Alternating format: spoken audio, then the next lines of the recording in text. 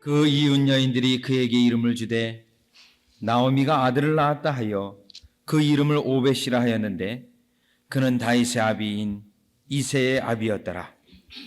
베레스의 세계는 이러하니라. 베레스는 헤스론을 낳았고 헤스론은 람을 낳았고 람은 아미나답을 낳았고 아미나답은 나손을 낳았고 나손은 살몬을 낳았고 살몬은 보아스를 낳았고 보아스는 오벳을 낳았고 오벳은 이새를 낳았고 이새는 다윗을 낳았더라. 아멘. 지난주 한 지사님으로부터 질문을 받았습니다. 룻기에서 주인공은 과연 누구입니까? 나오미입니까? 아니면 룻입니까? 아니면 보아스입니까? 그런데 오늘 룻기의 결론을 보면 이들의 이름은 하나도 없고 오로지 다윗에게 그 이름이 초점으로 맞추어져 있습니다. 그래서 17절에 보면 오벳이라 하였는데 그는 다윗의 아비인 이새의 아비였더라. 자, 다윗을 초점으로 해서 말씀하고 있고 또 18절에서 22절까지 족보로 나와 있는데 22절 다윗으로 결론을 맺고 있습니다. 자, 그러면 이 책의 주인공이 마지막 결론엔 다윗으로 초점을 맞추고 마치 다윗이 주인공처럼 끝나고 있습니다. 자, 그러면 이렇게 되면 과연 룻기는 주인공이 누구인가?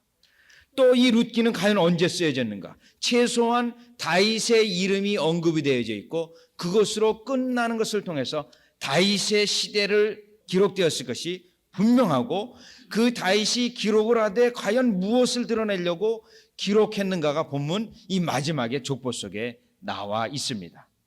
자, 그러면 결론부터 말씀드린다면 이 룻기의 주인공은 룻도 아니요 보아스도 아니요 나오미도 아니요 마지막 결론으로 나온 다윗도 아닙니다.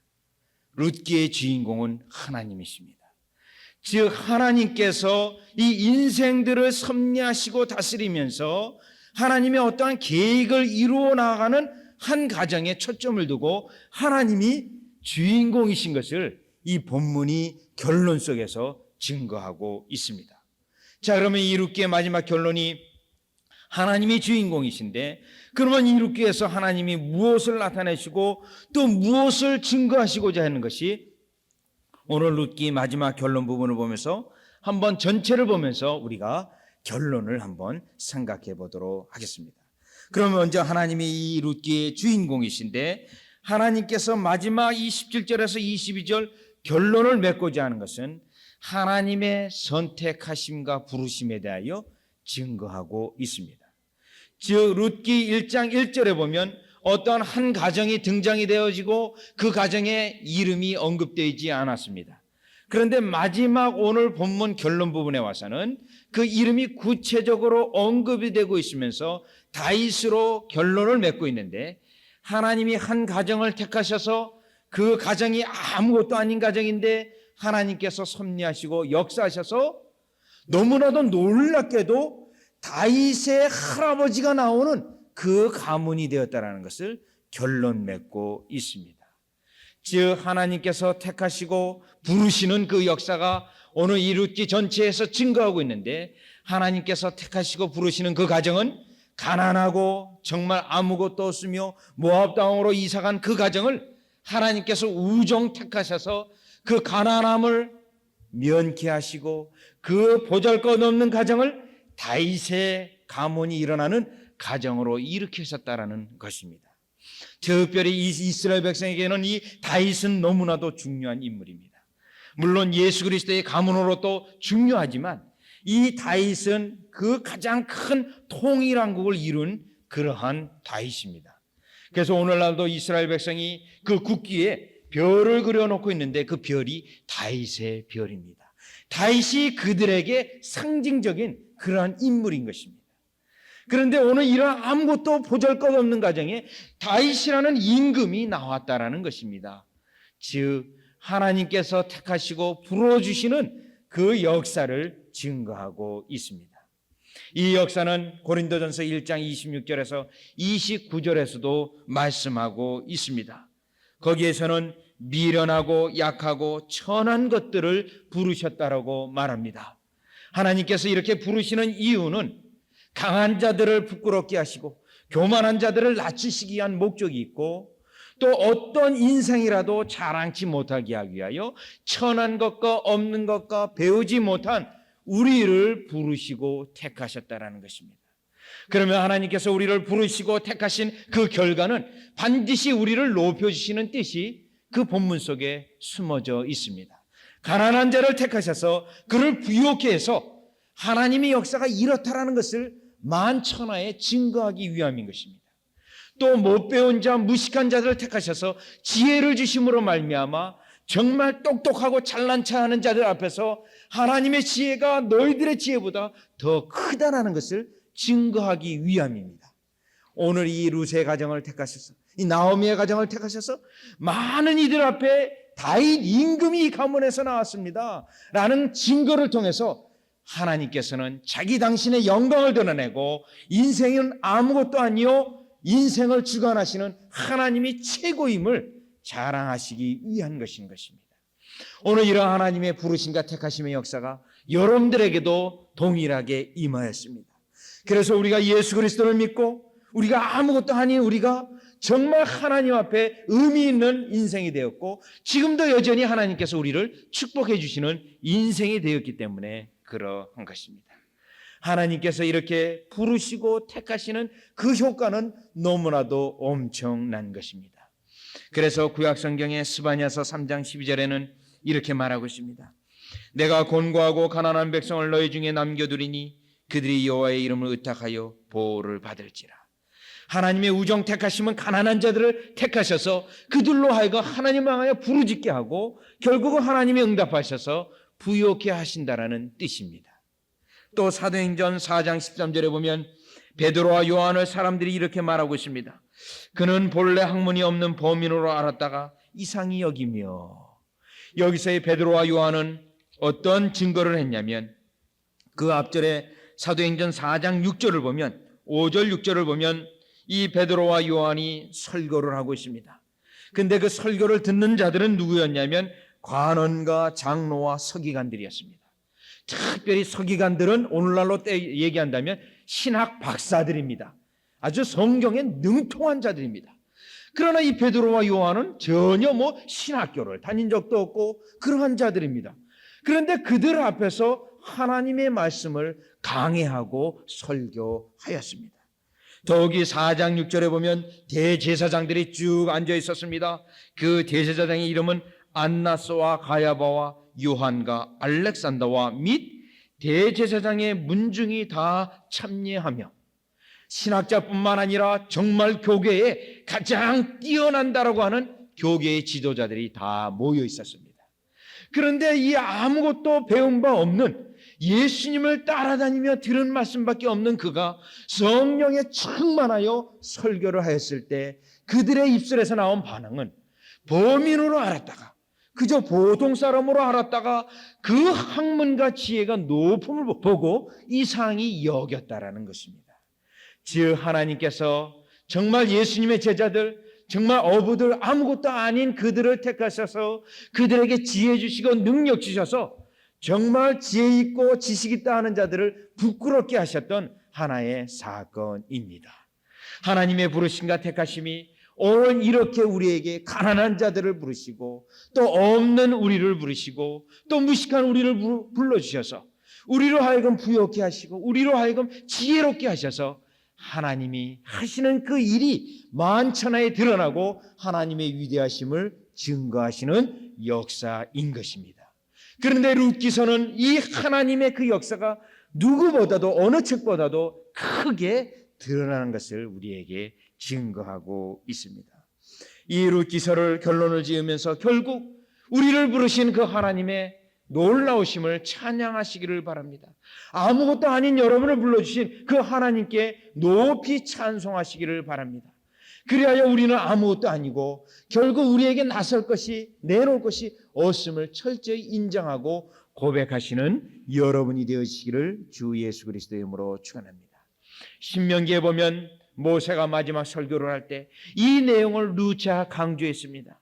이스라엘 백성들에게 신명기 7장에는 하나님께서 너희를 택하시고 부르신 것이 너희의 숫자가 많아서 불러주셨다라는 것이 아님을 그들에게 확인하고 있습니다. 너희들은 오히려 숫자가 적었느니라, 이러한 증거를 합니다.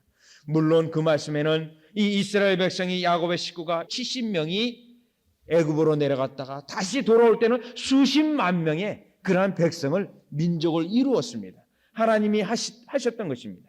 그러면서 그들에게 착각하지 아니하기를 당부하고 있습니다. 또 신명기 8장에서는 이 말씀을 하고 있습니다. 또 두렵건대 내 마음에 이르기를 내 능과 내 손의 힘으로 내가 이 재물을 얻었다 할까 하노라. 즉 그 백성에게 당부하고 있는 것은 너희들이 이제 하나님의 택하심을 받고 부르심을 받고 하나님의 복을 주셔서 너희들이 부요하게 될 터인데, 부요하게 되었을 때 우리의 능력으로 이 재물을 얻었다 하지 말라 하고 신신당부하고 있습니다. 즉 없는 우리를 불러주셔서 우리를 부요케 하신 하나님의 택하심과 부르심을 다시 한번 그들에게 확인하고 있습니다. 또 신명기 9장 4절에는 이렇게 말씀하고 있습니다. 내가 심중에 이르기를 나의 의로움을 인하여 여호와께서 나를 이 땅으로 인도하여 드려서 그것을 얻게 하셨다 하지 말라. 여러분들이 주 안에서 택함을 받고 주님께서 여러분에게 주시는 선물로 말미암아 그 선물이 각양각색의 선물을 누리고 받았을 때 혹여라도 내가 이 정도 의로움이 있었기 때문에, 내가 이 정도 잘났기 때문에 나를 이렇게 축복하셨다 하지 말라고 모세가 그 백성에게 당부의 말씀을 하고 있습니다. 즉 하나님께서 아무것도 아닌 우리를 택하셔서 부르셔서 복을 주심을 그들에게 확신하고 확인하고 있는 말씀입니다. 따라서 룻기를 보면서 결국 우리를 택하시고 우리를 불러주셔서 우리를 영화롭게 해 주실 터이나, 그러나 그 모든 행사의 결국은 우리 때문이 아니라 하나님의 의로우심 때문에, 하나님의 계획 때문에, 하나님의 사랑 때문에 되었다라는 것을 여러분들이 인정하고 모든 공로를 하나님 앞에 드리는 여러분이 되시기를 주 예수 그리스도의 이름으로 축원합니다. 그래서 룻기는 마지막에 이 다윗이라는 임금의 이름을 드러내면서 이들은 아무것도 아니었으나 하나님께서 이 가정을 축복해 주셨다는 것을 증거하고 있는 것입니다. 다시 본문으로 돌아오셔서 두 번째 이 룻기의 결론이 있습니다. 그것은 역시 하나님의 이 룻기의 주인공이심을 다시 증거하는 내용입니다. 그 증거의 내용은 다시 17절의 말씀을 보면 그 이후 여인들이 그에게 이름을 주되 나오미가 아들을 낳았다 하여 그 이름을 오벳이라 하였는데 그는 다윗의 아비인 이새의 아비였더라. 자, 이 17절을 보고 다시 족보를 다시 한번 생각해 보면 모든 일을 완성시키시는 이는 하나님이시라는 것을 증거하고 있습니다. 자, 이 내용을 구체적으로 여러분들이 이해하기 쉽게 저희 교회 어떤 지사님의 가정에 가보면 그 액자가 하나 큰 것이 있습니다. 그 액자는 어떤 액자냐면 조각 그림을 다 일일이 맞추어서 그 걸어놓는 액자입니다. 그러니까 퍼즐이라고도 얘기하는 것인데 그 조각에 된 그림이 약 한 2-3천 개 된다고 합니다. 2-3천 개의 조각을 일일이 맞춰가지고 하나의 그림으로 완성해서 이 액자로 만들어 놓은 것이 있습니다. 여러분이 한번 궁금하시면 한번 집집마다 한번 신방하셔서 오늘 어느 집사님 가정에 그것이 있다라는 것을 나중에 확인하시기 바랍니다.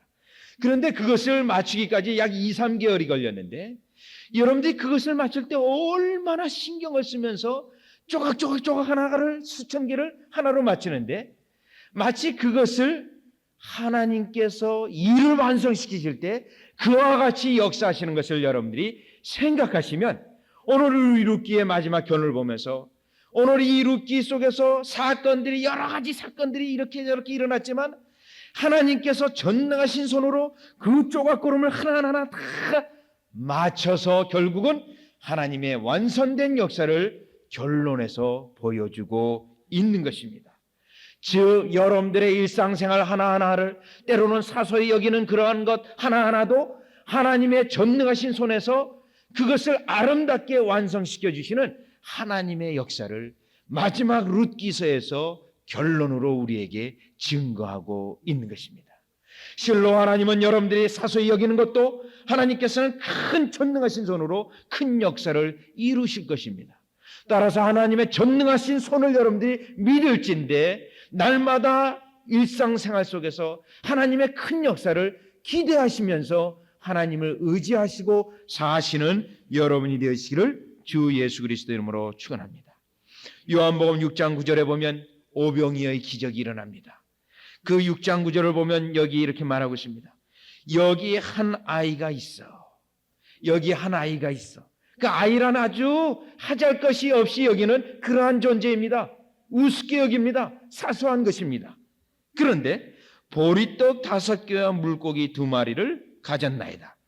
보리떡 5개의 물고기 2마리, 아이도 하잘 것이 없는데 가지고 있는 것도 여러분 매우 하잘 것 없습니다. 겨우 떡 5개와 물고기 2마리입니다. 그러면서 얘기하기를 그러나 그것이 이 많은 사람에게 얼마나 되겠습니까? 이 얘기를 하는 당사자는 이 조그만 이것이 무슨 소용이 있겠습니까? 라고 말하였습니다. 그러나 예수님의 전능하신 손에 의해서 기도되어지고 하나님 앞에 감사되어졌을 때 그 2만여 명이라는 사람들이 배불리 먹을 수 있었고 남은 것이 12강줄이나 되었던 것입니다. 즉 우리가 사소히 여기고 아무렇게 여기지 않은 것이 일상생활의 그러한 것들이 하나님의 전능하신 손에 의해서 이렇게 어마어마한 큰 일을 이루시는 것을 증거하고 있습니다. 여러분 룻기를 한번 다시 복습해 보시면 이 룻기 속에서 다 하잘 것이 없는 이야기들입니다. 어떻게 보면 여기 본문에 나와 있는 그 룻도 그렇고 또 나오미도 그랬고 보아스도 그랬습니다. 그러나 그러한 사건들이 이 세 사람이 엮이고 절끼고 했었으나 하나님께서 그 가운데 전능하신 역사로 말미암아 결론으로 이스라엘 백성들이 가장 흠모하는 다윗이 나왔다라는 것입니다. 결국 이 다윗은 예수님의 족보에 들어가 있고 예수님을 예표하는 그러한 인물이 되었다라는 것입니다. 즉 하나님의 엄청난 역사를 증거하고 있습니다. 여러분 누가복음에서도 마찬가지입니다. 누가복음 1장에 보면 예수님이 태어날 때도 그랬습니다. 여러분 그 마리아는 어떠한 인물이었습니까? 그저 주목받지 않는 그러한 일상생활의 평범한 여인이었습니다. 그런데 하나님께서 그에게 천사로 통해서 내가 너의 자궁을 빌려서 하나님의 큰 역사를 이루어야겠다. 그때 마리아는 주의 계집종이오니 그리하소서. 또 요셉은 어떠한 인물이었습니까? 목수였습니다. 크게 어떤 범인이었지 그가 특별한 인물이 아니었습니다. 그런데 그에게 그를 사용했습니다. 그 어떻게 사용했습니까? 너의 아내가 장차 정원한 그 아내가 메시아를 낳을 것이라는 그 말씀에 예 그렇게 하지요 하고 그를 떨어뜨려 하려다가 다시 데리고 와서 그를 그 하나님의 역사를 위하여 그가 순종했던 역사가 있습니다. 즉 아무것도 아닌 일상생활에 조그만 헌신을 하나님께서는 받으셔서 그로 하여금 메시아가 나오는 엄청난 큰 일을 이루셨던 것입니다. 즉 이러한 하나님의 역사를 통해서 우리가 깨달을진데 결론으로 볼 때 여러분들이 오늘 이 룻기에 있는 것처럼 때로는 나의 약한 부분을 조그만 것이라도 하나님 앞에 기꺼이 드려질 때 적은 것이라도 그것을 하나님의 손에서 큰 역사를 이루는 역사가 있기를 바랍니다. 그래서 마태복음 25장에도 우리 예수님께서 이렇게 말씀하고 있습니다. 이 비유로 하신 말씀인데 25장 21절 23절 두 개가 반복되고 있습니다. 착하고 충성된 종아 내가 작은 일에 충성하였음에 내가 많은 것으로 내게 맡기리니 즉 작은 것을 충성하고 작은 것을 소홀히 여기지 아니하고 하나님의 전능하신 손길을 의뢰한 그에게 하나님께서는 많은 것으로 다시 맡기겠다라고 이 비유의 말씀 속에서 말씀하고 있는 것입니다. 따라서 여러분들이 일상생활 하나하나 조그만 사건이다 할지라도 그 가운데 하나님의 전능하신 손을 믿고 의뢰하며 그 일들이 이루어져 가기를 주 예수 그리스도 이름으로 축원합니다. 또한 여러분들이 내가 작은 것이라고 여겨질지라도 그것을 하나님께 드림으로 말미암아 다시 우리 주님의 전능하신 손으로 오병이어 기적과 같은 이 일을 크게 완성시키는 역사가 여러분들의 가정과 기업 위에 또 저희 교회에 넘치시기를 주 예수 그리스도의 이름으로 축원합니다. 세 번째, 다시 룻기 마지막 결론의 말씀을 보면 오늘 본문 18절을 보시면 베레스의 세계는 이러하니라. 베레스는 헤레스론을 낳았고, 그리고 22절로 넘어가면 요벳은 이새를 낳았고 이새는 다윗을 낳았더라. 자, 이 18절에서 22절은 다시 다윗에서 본문 베레스에까지 올라가는 족보를 언급하고 있습니다. 그러면 왜 룻기 마지막 결론에서 이 족보를 언급하고 있습니까? 자, 이 족보를 주의 깊게 보면 베레스라는 인물이 나와 있습니다. 그러면 이 베레스의 아버지는 누구입니까? 유다입니다. 그러면 이 유다는 어떠한 인물입니까? 창세기 49장 10절에 보면 야곱이 마지막 임종을 당하면서 예언을 합니다. 예언을 할 때 이 유다에 대해서 예언할 때 어떤 예언을 했냐면 49장 10절에 보면 홀이 유다를 떠나지 아니하며 치리자의 지팡이가 그 발 사이에서 떠나지 아니하시기를 실로가 오시기까지 미치리니 그에게 모든 백성이 복종하리로다. 자, 이 베레스까지 언급하고 베레스를 언급하면서 유다가 가지고 있는 받았던 예언을 말씀하고 있습니다. 무엇을 말씀합니까? 즉 야곱이 유다에게 예언한 예언이 이루어짐을 족보를 통해서 지금 증거하고 있는 것입니다. 하나님께서 이 유다에게 예언적으로 약속을 하여 주셨는데 그 약속이 결국은 이루어졌다라는 것을 지금 증거하고 있는 것입니다.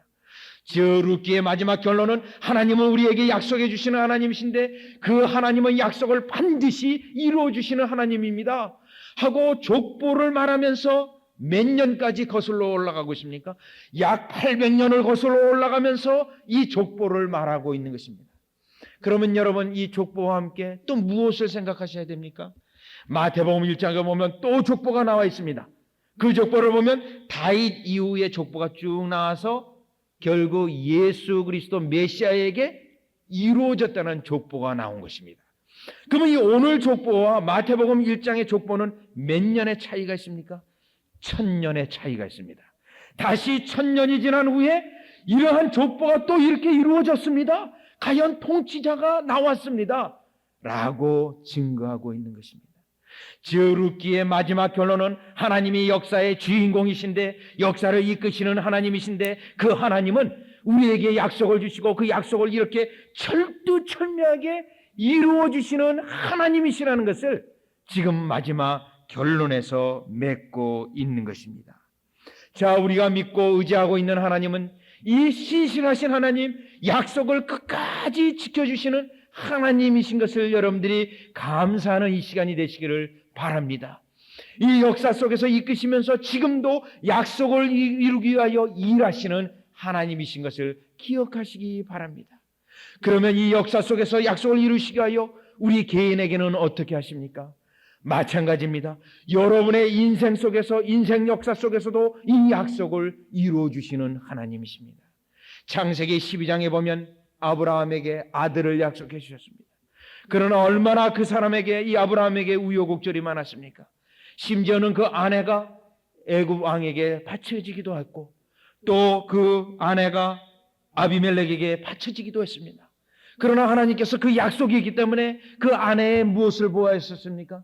그 아내의 자궁을 보호해 주셨습니다.